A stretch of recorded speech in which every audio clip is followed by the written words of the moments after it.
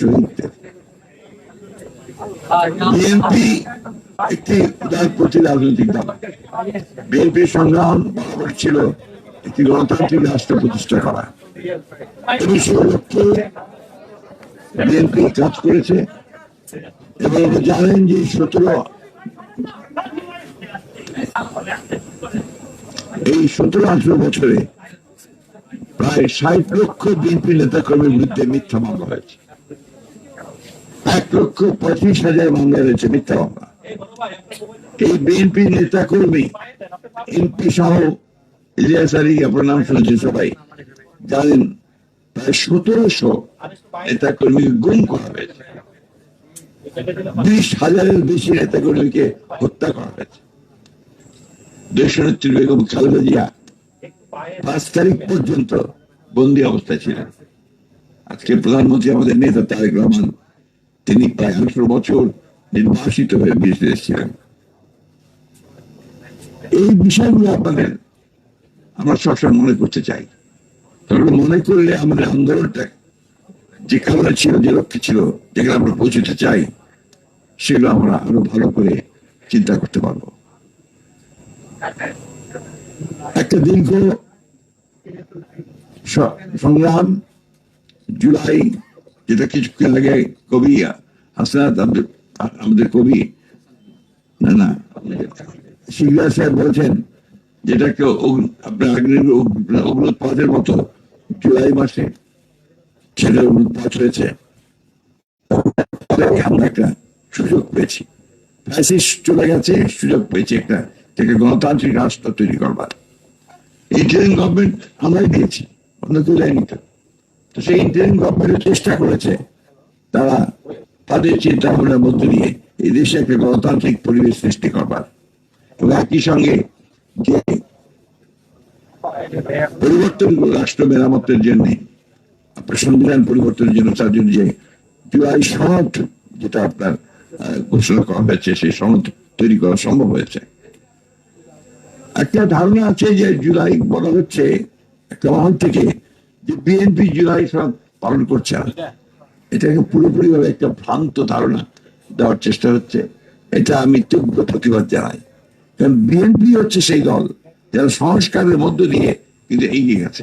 আপনি চিন্তা করেন, এক দলের শাসন ব্যবস্থা থেকে বহুদলীয় গণতন্ত্রে নিয়ে এসছে কিন্তু দলের প্রতিষ্ঠাতা শহীদ president Zia Rahman. Parliamentary form government নিয়ে এসে দেশের Begum Khaleda Zia presidential form of government থেকে। তত্ত্বাবধায়ক সরকার আপনার এখানে সংবিধানের সন্নিবেশিত করেছে বিএনপি। সুতরাং যতগুলো আপনার মৌলিক কাজ, এই পরিবর্তনের সংস্কার করার যে কাজ, সে কাজগুলো বিএনপি করেছে। এটা হচ্ছে রাজনৈতিকভাবে, অর্থনৈতিকভাবে ঠিক নিয়ে আসা, আপনার মুক্ত বাজার অর্থনীতিতে যাওয়া, প্রাইভেট সেক্টরকে সামনে নিয়ে আসা, এই কাজগুলো কিন্তু সবই আপনার বিএনপি করেছে। সুতরাং বিএনপি যে এখানে 1 বছর বলেছেন, এখানে বিএনপির টাস্কটা হচ্ছে এমন যে সব ধ্বংস হয়ে যাবে, ওখান থেকে বিএনপিকে আবার গড়ে তুলতে হবে। তাই করেছে বিএনপি। যতবার ধ্বংস হয়েছে, রাষ্ট্র ধ্বংস হয়েছে, রাজনীতি ধ্বংস হয়েছে, অর্থনীতি ধ্বংস হয়েছে, বিএনপি সেখান থেকে আবার তুলে ধরেছে। আজকেও কিন্তু একইভাবে প্রেক্ষাপটটা আপনি চিন্তা করেন, একটা 17-18 বছরের একটা ফ্যাসিস্ট শাসন, তারপরে একটা প্রায় 2 বছরের মতো একটি অন্তর্বর্তীকালীন সরকারের শাসন। সেখান থেকে বিএনপি জনগণের ম্যান্ডেট নিয়ে একটা সরকার গঠন করেছে। এমন না যে একটা জোর করে করে ক্ষমতা দখল করেছে, একটা পুরোপুরি একটা নির্বাচনের মধ্য দিয়ে এসছে। এবং যে জুলাই সনদের কথা বলা হচ্ছে, আমরা সবাই জানি, একটু দয়া করে সবাই করে খুলে দেখবেন যে প্রতিটি পাতায় বলা হচ্ছে যে যে বিষয়গুলোতে একমত হবে না যে দলগুলো, যদি সেই দল কেউ নির্বাচিত হয়ে সরকার গঠন করে, তারা তাদের ইশতেহারে যেটা ছিল সে অনুযায়ী তারা কাজ করবে। আপনি এখন জানেন, খুলে দেখেন। তো সেই জায়গাগুলোকে ভুল বোঝানো হচ্ছে কেন? যে বিএনপি জুলাই সনদ বাস্তবায়ন করতে চায় না, বিএনপি সরে যাচ্ছে, বিএনপি দূরে চলে যাচ্ছে। প্রবলেমটা তো অন্য জায়গায়।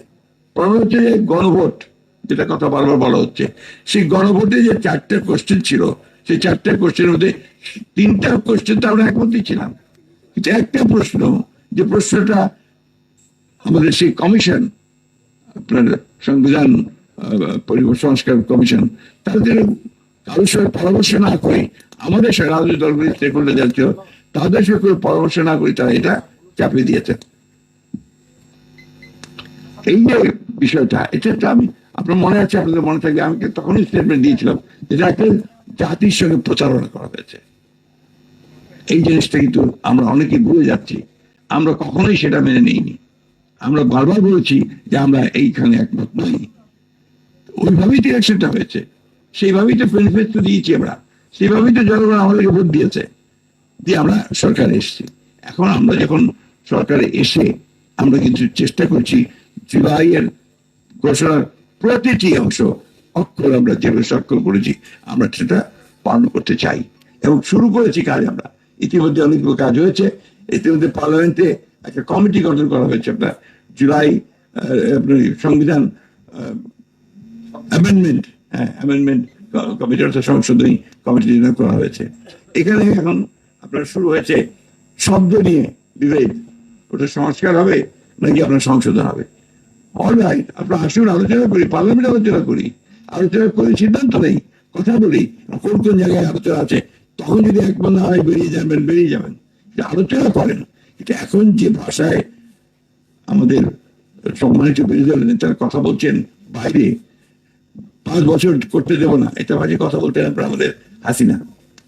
বিরোধী দল যখন আপনার গেল 91-এ, একটা দিনের জন্য শান্তিতে থাকতে দেবো না, আজকে এই একই ভাষায় কথা বলতে শুরু করেছেন আপনার আমাদের বিরোধী দলের নেতারা।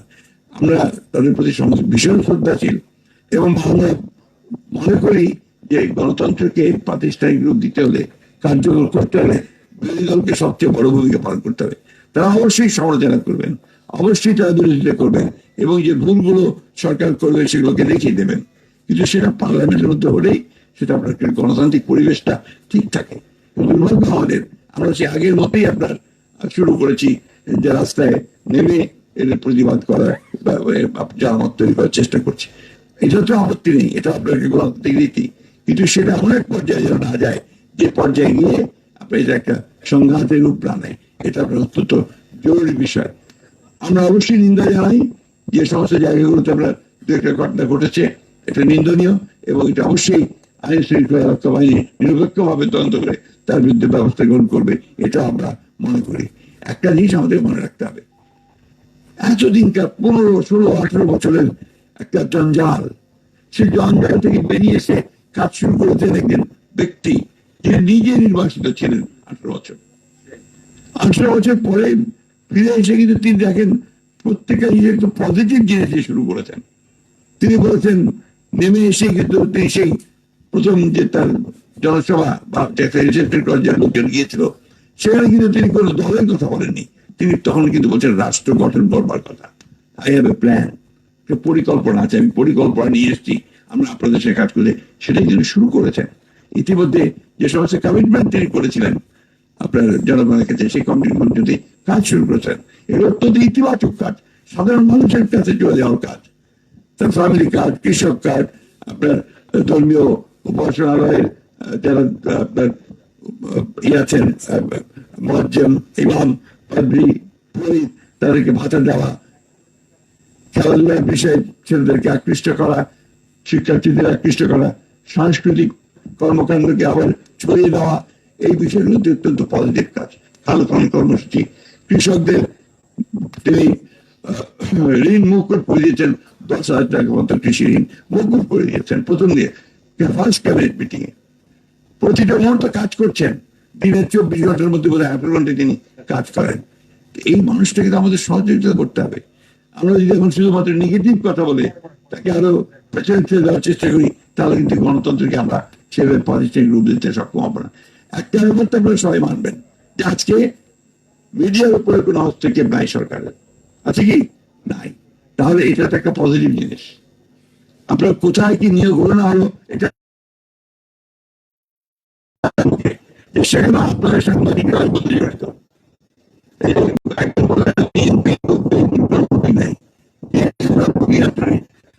সাংবাদিক করে আপনারাই আপনার জায়গাকে সরিয়ে দিচ্ছেন, এই বিষয়গুলো তো সত্য কথা। সুতরাং এককভাবে ওইভাবে যদি আপনার বলা যায় তাহলে কিন্তু সঠিক হবে না কথাটা। অন্যদিকে আপনার আজকে মিডিয়া কার দ্বারা নিয়ন্ত্রিত? মিডিয়াটা আপনার বিজনেস হাউস দ্বারা নিয়ন্ত্রিত। আমাদের বারুক কামাল সাহেব এইখানে কাজ করছেন, হয়তো সেইখানে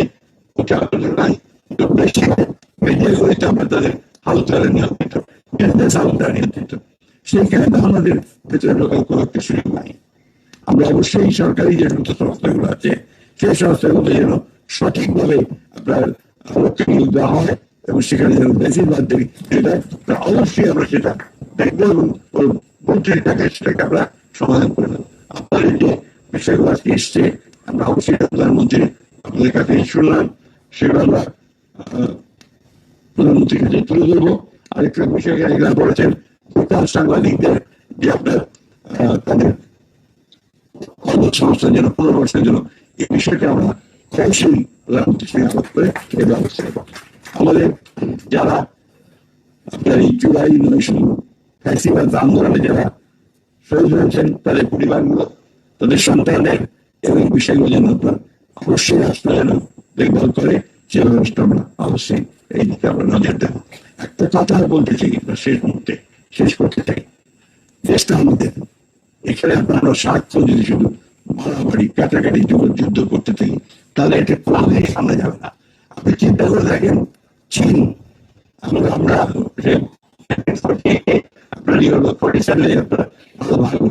তাই না, চীন কিন্তু ওই সময় আপনার স্বাধীন হয়ে যাচ্ছে। আজকে চীন কোথায় চলে গেছে আর আমরা কোথায় পড়ে আছি? এর কারণ হচ্ছে আমাদের এত বেশি দ্বিধাবিভক্ত, আমরা এত বেশি আমরা আপনার নিজেদের মধ্যে সরকার তৈরি করি যে কখনো একমতে একটা মনোনৈতিক একটা বিষয় হিসাবে কিন্তু আমরা দাঁড়াতে পারছি না। যে কারণে আজকে সমস্যা তৈরি হচ্ছে। আমি মনে করি যেগুলো আমাদের সকলেরই চিন্তা করা উচিত। আমরা রাজনীতি করি, স্টেক আমাদের সবচেয়ে বেশি। আপনাদের সাংবাদিকদের বলেন, পেশাজীবী বলেন, তাদের সবচেয়ে আমরাও মরি, আমরাও জেলে যাই। আমাদের যে কোনো একজন সরকারি আসি তখন আবার আমাদেরকে চিন্তা করতে হয় যে পরে কি হবে। এই ভাবতে আমরা করে কিন্তু আমরা রাজনীতি এগিয়ে যাই। পৃথিবীটা তো বদলে গেছে এখন, পৃথিবী আগে পৃথিবী